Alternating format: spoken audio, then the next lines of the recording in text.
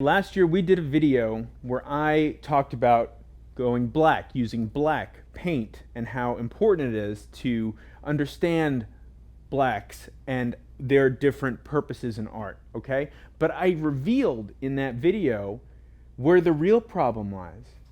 You know what, let's go back to that footage. You know, there's footage of me. Yeah, well, this time it's okay. Yeah, show that footage. So remember that whites are more of an issue than blacks. Oh my God, everybody calm down. Yeah, the problem are the whites.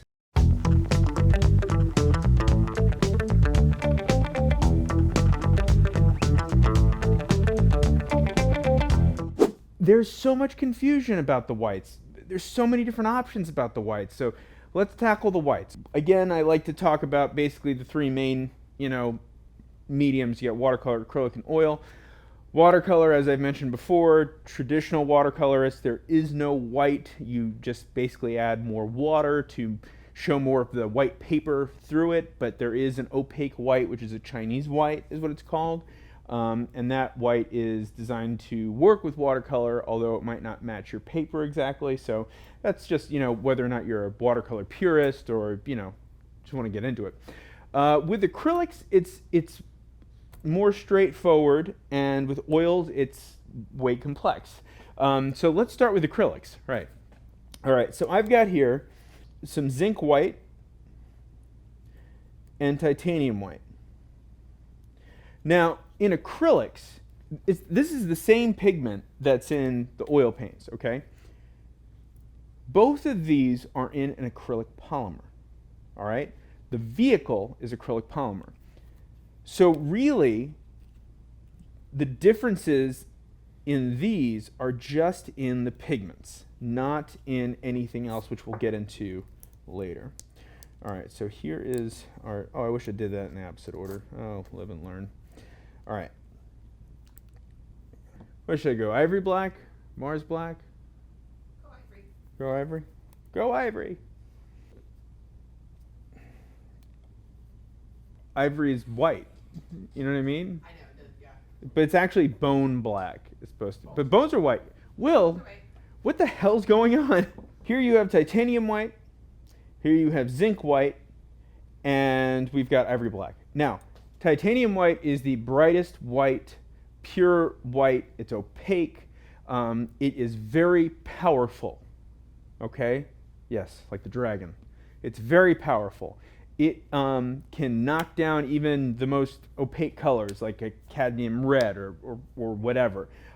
It is very powerful. So let's just mix some paint. Now again, I haven't used this term in a long time. We're going back to our artist science standards. That's right. See that? Thanks, Jamie. Yeah. Hope you did something there, or I just look weird. I'm just mixing paint the way you might mix paint at home. I'm not, doing this out to the millimeter of specifics, okay? So let's just go into this titanium white. And this should mix a pretty, mid-tone gray. You might not even be able to see it because I'm using a gray palette paper. But yeah, I mean, that lightened up considerably, okay? Zinc white is the gentler. Zinc white is the flower of pigment. It has 1/10 the tinting strength of titanium white, okay? It is a more transparent white. And why that is important is it makes it ideal for tints and glazes. It will not automatically, and I'll show this a little later, it won't automatically turn your colors into like a pastel shade. So anyway, let's add some of that zinc white. Now, if I had chose the Mars black, that's a pretty darn opaque black, but the ivory black is a little bit more forgiving. But you can see that I'm just going to go ahead and add even more. I'll add all of it. Let's not go crazy. You can obviously tell that this will not tint your paints nearly as much as the titanium white, okay? I could do this all day. All right, So let's clean this up and we'll move on to acrylics. Uh, let's clean this up and we'll move on to oils. Okay.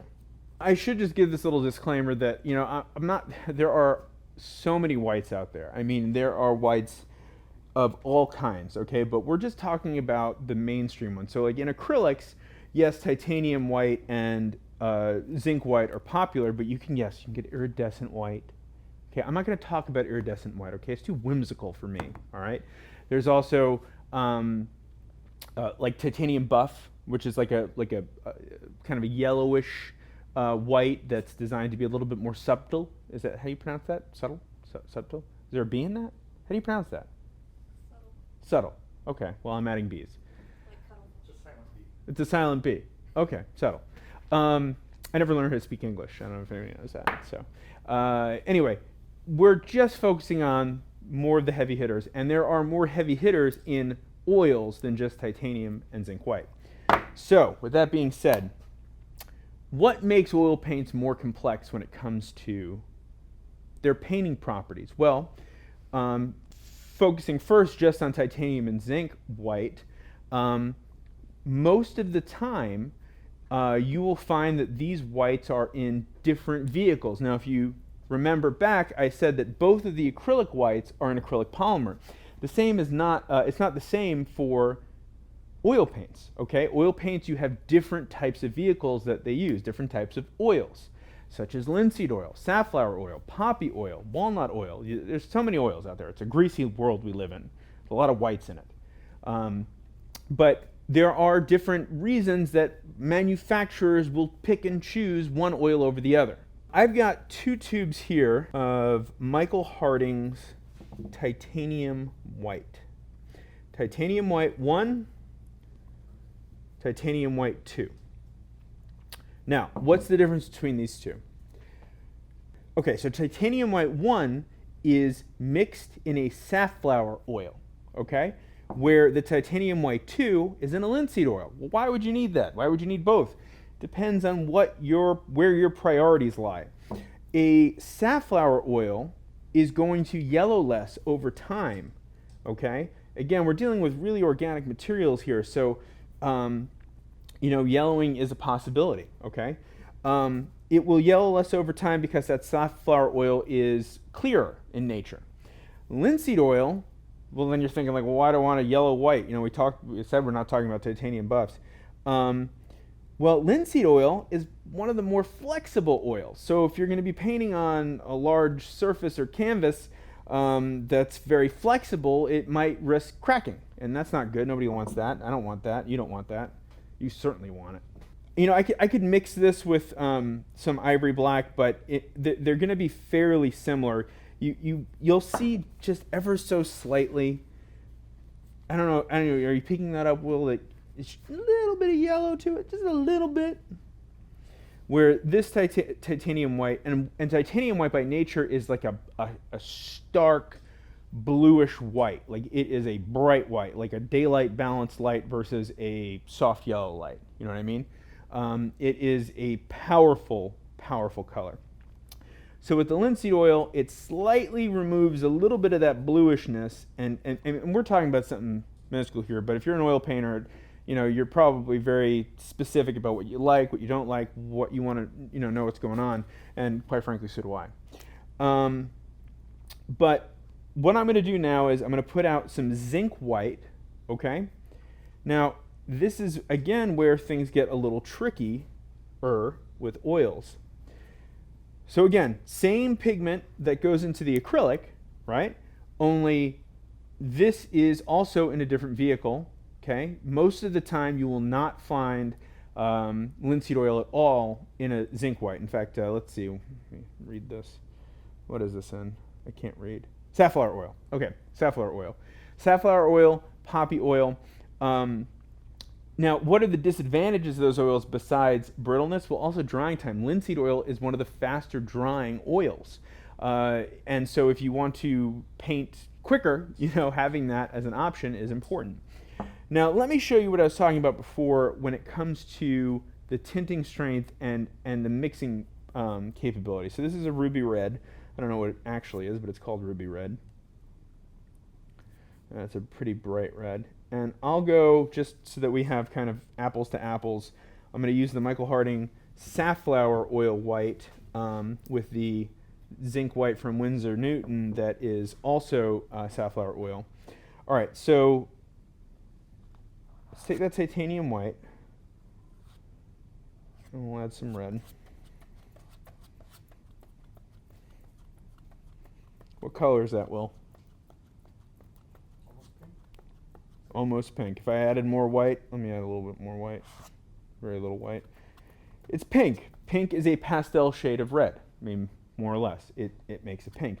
Now let's see what happens when I mix a zinc white, 1/10 of the tinting strength of a titanium white, and see what happens. Okay.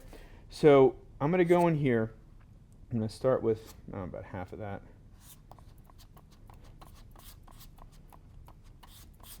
What I find is that rather than it turning the color pastel, it gives you kind of like a brighter shade of that color. So here you see how it maintains the red properties a little bit better than the titanium white, where it sort of went more pastel-y. And of course, you know, again, I'm just playing with paint here. I'm not using the exact same amounts in both, but the same principles apply as you saw with the acrylics, that, you know, one's more powerful than the other. Your zinc white is ideal for tinting and glazing. It will give you more control over your paint because it's not going to be so overpowering. If you know, I always tell people when they're, you know, mixing paint, you can always add more color, but you can't take it away.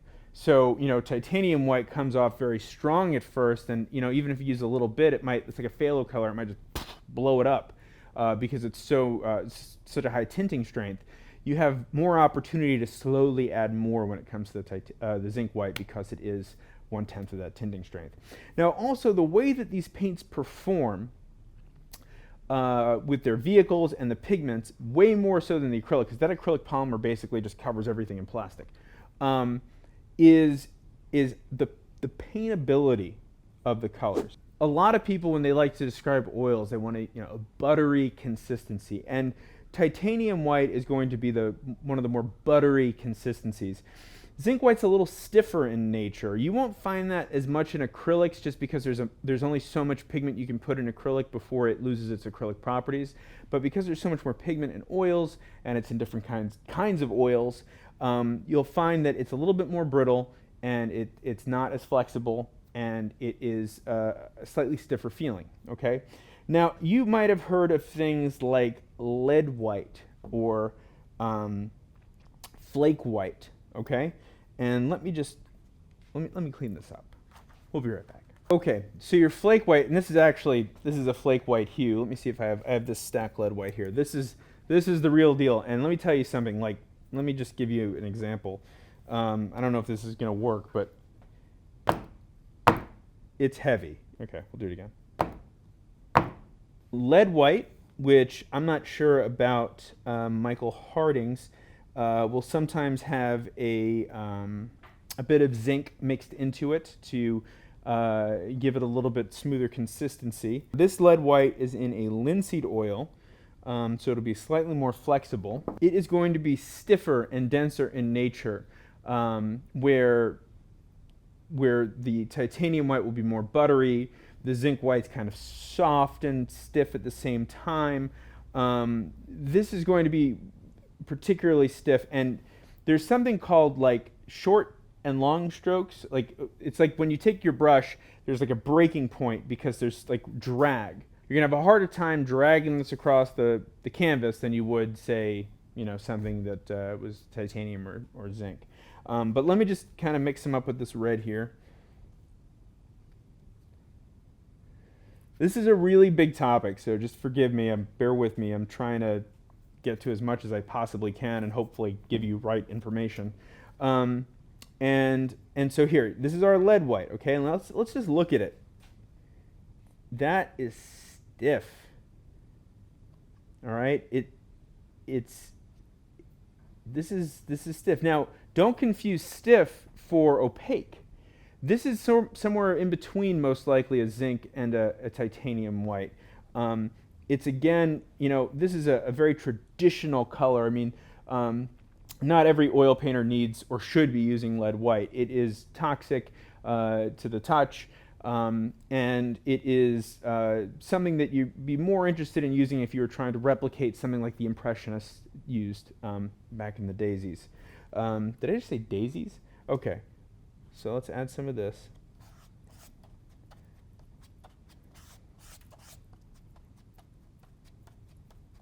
And you can see it's harder for me to mix that. Add some more red.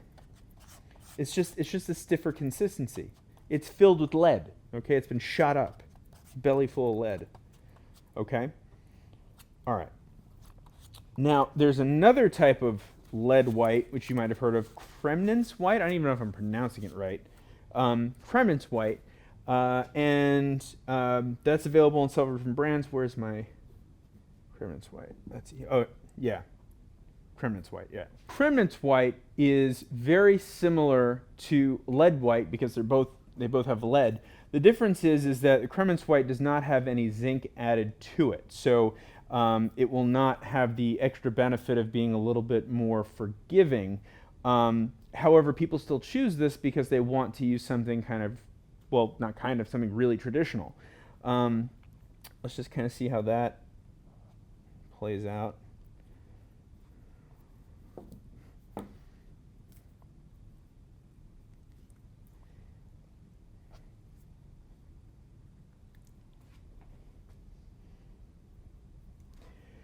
Without the zinc, you're going to get a slightly stringier consistency to Kremnitz white.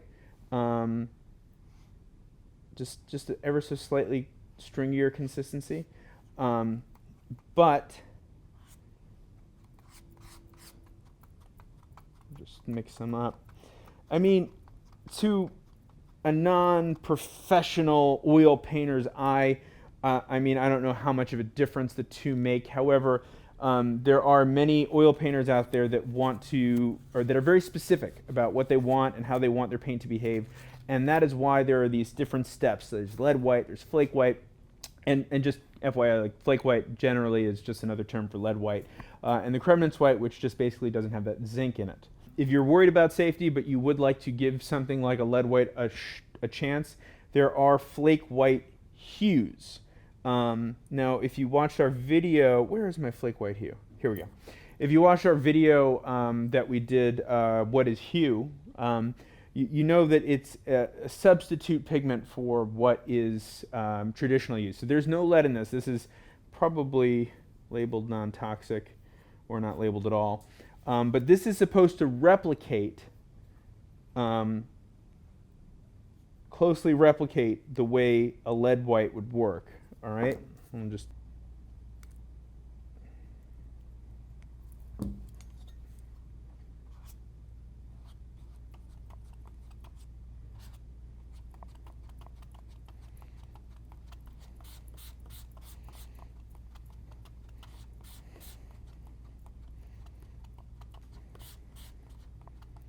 Yeah, you can see it's similar. It's gonna give you a very similar effect. A lot of times when it comes to hues, the issue is mixability. A hue might look exactly like its original color, but when you mix it, it has a completely different look to it. And sometimes it's for the better. So for example, if you try mixing cobalt blue with a yellow, and then you try to mix a cobalt blue hue with that same yellow, you might be surprised at the results of the brightness that the hue creates. Now, that's the challenge, and that's sort of the one downside to using a lot of hues, is that they won't necessarily mix the same, so you have to kind of rework those mixing properties, that they won't behave the same way, but they will look the same plain straight out of the tube. Now, whites right out of the tube are always their strongest and most bright and vibrant when they're not mixed with anything else, okay, when they're used purely, especially titanium white. Bling, bam, boom. So Will brings up a good question. If you start using one white, can you go to another white? And the answer is absolutely. Now, I will say that when you're thinking about fat over lean, your faster drying whites are going to be what you want on your underlayer, and your slower drying whites are usually better for that top layer. Just that fat over lean is probably a little bit more oil content to it. Um, but you are not locked into one white. However, if you can only have one white, what would I recommend? Because you don't want to buy, like, who want, look at all this stuff. I mean, I didn't pay for it. What would be the one white that would reign supreme? Katie? What's the one white that you... Ellen? I guess. No. I would recommend, if you could only get one white, get your hands on a titanium zinc white. Whoa, what did I just say? Yes, a titanium zinc white blend, which is available in a lot of different popular lines. If you've ever heard of Permalba's white, it's very popular. It's a titanium zinc white. It has the brightness of the titanium white with a slightly less potent tinting strength, so it's not as powerful. It's just a good overall medium. It's the medium place. It's just, you know, going to give you the most spread. Okay, spread the medium. If you're going to be using zinc white, especially the more pure you're using it straight from the tube, you really want to take care as to the surface that you're using. Panels or Lumicomp. These are sturdy, stiff surfaces. Stretched canvas can be really taut, but the larger you get, the less it can maintain that tightness. It's not going to be as forgiving, and it will be a little bit more brittle, as I said earlier, when you're dealing with oils. Your flake whites will make the most impact if you're doing impasto style painting. I mean, that's another reason people like those lead whites as flake whites, or those impressionistic style paintings that you see. It's very similar, if not the exact same thing that they were using, those impressionist painters or impasto painters. So you will get that look and feel. That's you know, one of the reasons people still to this day I want the poisoned white, you know, I want the lead white, and it's available. Flake white or your lead white is your impasto plein air impressionist choice, okay, because it's going to it's going to be a little bit more subtle. You know, if you use a titanium white, it's a very bright, like I said, stark white, and it will help reflect those shades of nature. And again, when you're using acrylics, it's really, that was not necessary. Sorry, she's okay. Everybody's okay. When you're using acrylics, the workability is very similar in terms of how it feels, but with oil paints, depending on the type of oil, the type of pigment, you are going to find that some of them have a shorter or mid break. You'll find that some of them have a mid or shorter break, which means that they will transfer easiest from the tip of your brush to your canvas. And then you have some of those stiffer ones that are longer that will have more breaks in them and a little bit more drag. And they can also give you a little bit more control over your oil painting experience for fine detail and such. Okay? That's a lot of stuff. Do you use any of these whites? Do you use different whites? Do you like whites? I don't know. Tell me about your experiences with the different whites you've used, acrylic, oil, across the board. Share with everybody what you think is the most convenient white. If you can only have one, I think that would be interesting. See if anybody disagrees with me, which is okay. You know, I'm not, you know, art is so subjective. As my dad always says, one person will swear by it, another one will swear at it. That's where that lives. I hope you can keep track of all these whites. I hope you can keep track of all these blacks, and I hope you can keep track of me on Instagram, where you saw that coming a mile away. Yeah, a mile away. You can keep track of me on Instagram, Mike Not Jerry, where I don't know. What do you say about my Instagram? It's just supposed to be fun and entertaining and sometimes informative and sometimes a little personal, a little behind the scenes. It's really a Mod Podge. You're missing out. You're missing out. I work hard. You actually work hard. No, but I mean, like, you know, it took a lot of work to make that baby. Yes, yes. For my wife. Yeah, it's cute babies and art. Who wouldn't want to follow that? That's all you're going to see, and other various things. I mean, I think this is another one of those videos where there's a lot of information, You know, a lot can be said for all these different whites, and even with oil colors, I have not gotten to all the whites that are available. I mean, I've got lists of whites. You know that you have titanium white, flake white #1, flake white hue, zinc white, transparent white, a titanium zinc white, cremnitz white. Shrimp soup, shrimp stew, shrimp salad, shrimp and potatoes, shrimp burger, shrimp sandwich. That's about it. And then there's even shades in between that, as I showed you before with the Michael Harding. Both of them are titanium white, one with linseed, one with safflower oil. There's so many options out there, it can be overwhelming. So I hope that this hasn't made it worse and given you a little bit better idea of what you're dealing with when you are faced with a white.